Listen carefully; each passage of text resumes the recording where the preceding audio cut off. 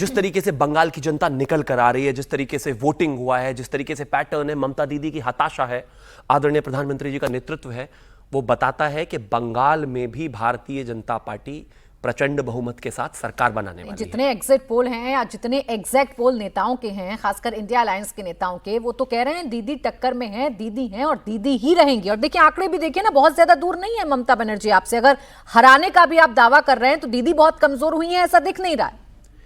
देखिए होता है, मैं हर किसी पोस्टर का सम्मान करता हूं, वो भी अपने इस धूप दौड़ में बड़ी मेहनत करके एग्जिट पोल्स करके लाते हैं, सबका अपना सम्मान है। लेकिन बंगाल का जो ट्रेंड है वो इस तरह का नहीं रहा। जब लेफ्ट गई तो टीएमसी भी इसी तरीके से आई, उससे पहले जब लेफ्ट आई तो कांग्रेस भी इसी तरीके से गई।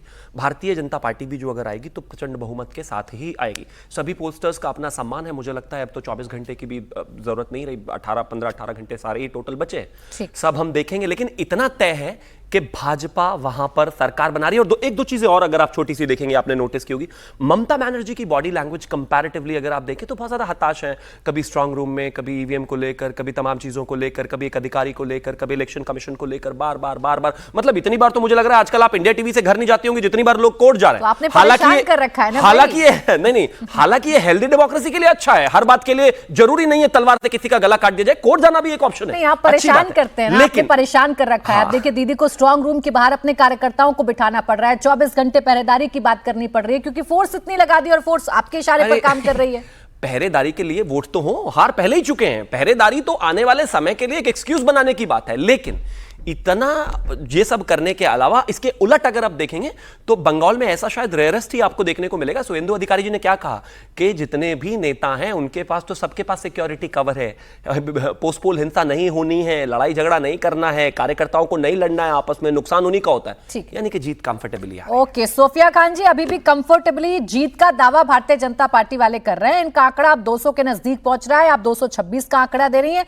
कल क्या होने जा रहा है पश्चिम बंगाल में? चौथी बार चौका लगा पाएंगे आप, या शिवम त्यागी जी इतिहास रचने जा रहे हैं, उनकी पार्टी इतिहास रचने जा रही है?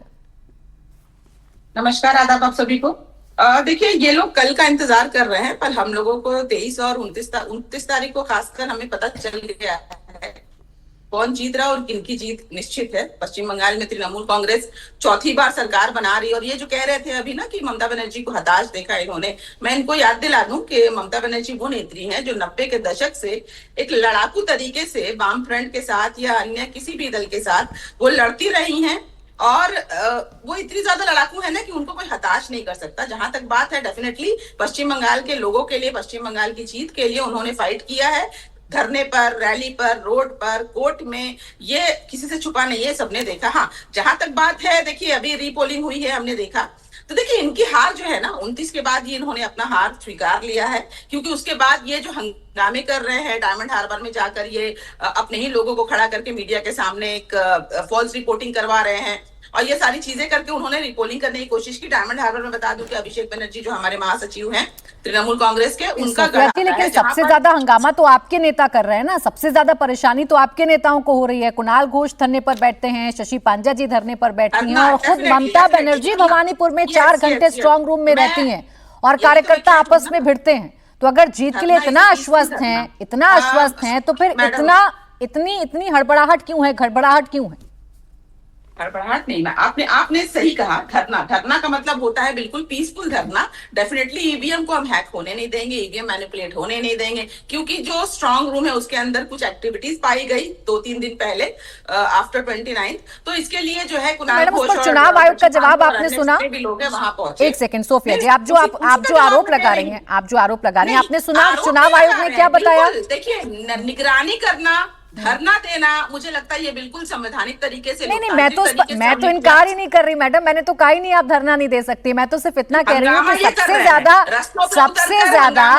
ज्यादा हल्ला आपकी पार्टी मचा रही है ना। ईवीएम में छेड़छाड़ हो गई, कहाँ हुई आप बताइए? एक छोटा जवाब दे दीजिए शिवम त्यागी जी। भाई देखिए 29 अप्रैल के बाद ये श्योर है, आप श्योर नहीं थे, इसलिए ईवीएम में छेड़छाड़ की कोशिश की जा रही है। तुमसे पहले जो यहां एक शख्स तख्त नशीन था, उसको भी अपने खुदा होने पर इतना ही यकीन था। याद होगा अरविंद केजरीवाल का, मोदी जी दिल्ली जीतने के लिए आपको अगला जन्म लेना पड़ेगा, इस जन्म में तो नहीं हो पाएगा। उसी चुनाव में हार गए। एक और थे फारूक अब्दुल्ला, थे क्या, सॉरी हैं, मोदी जी अगर 370 हटा दिया ना तो तिरंगा छूने वाला कोई नहीं मिलेगा।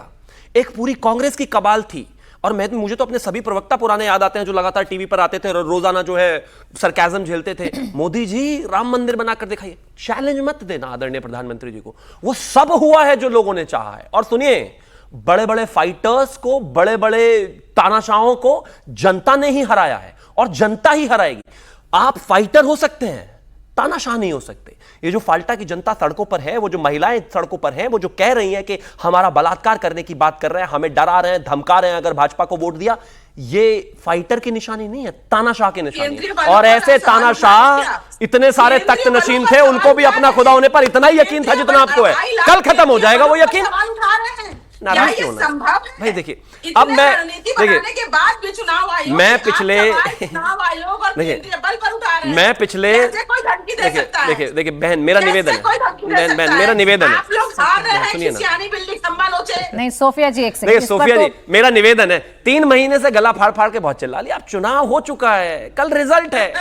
जैसे शुभेंदु जी कह रहे हैं, लड़ना नहीं है, लड़ना नहीं है। जनता ने जो वर्डिक्ट देना था दे दिया, उनको जिसकी बात सुननी थी सुन ली। अब तो रिजल्ट का इंतजार करते हैं, जो होगा सर माथे पर। अच्छा चलिए ठीक है सोफिया जी, फाल्टा पर वैसे मुझे आपसे बात करनी है, फाल्टा पर मुझे आपसे बात करनी है। आपने जरूर सुना होगा, वहां की महिलाओं को सुना होगा, जिनमें से कुछ ये भी कह रही हैं कि हम टीएमसी के वोटर हैं, फिर भी धमकाया गया टीएमसी के नेताओं के द्वारा हमें। तो उस पर मैं आपसे बात करूं, उससे पहले अनुराग भदौरिया जी से बात कर लूं। एक सेकंड सोफिया जी, अनुराग भदौरिया जी से बात कर लूं, क्योंकि एक भविष्यवाणी इनके नेता ने भी आज की है। 234 सीटें दीदी जीत रही हैं। अनुराग जी, कहां से भविष्यवाणी आप लोगों ने की? रुके सोफिया जी, ऐसा क्या है फाल्टा में जो से सुनकर इतना परेशान हो रही है? रुक जाइए। देखिए दीदी एक चीज तो बहुत अच्छी बोली भारतीय जनता पार्टी के प्रवक्ता ने कि तानाशाह को जनता ही हराती है। बिल्कुल सही है।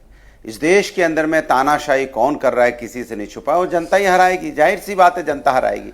और अफसोस की बात कितनी है सोचो। ये हो सकता है बीजेपी के प्रवक्ता को अच्छा लग रहा है कि विपक्ष का नेता स्ट्रांग रूम में आके बैठना पड़ रहा है, मतलब आपके जो एजेंसीज हैं उस पर भरोसा नहीं रहा है।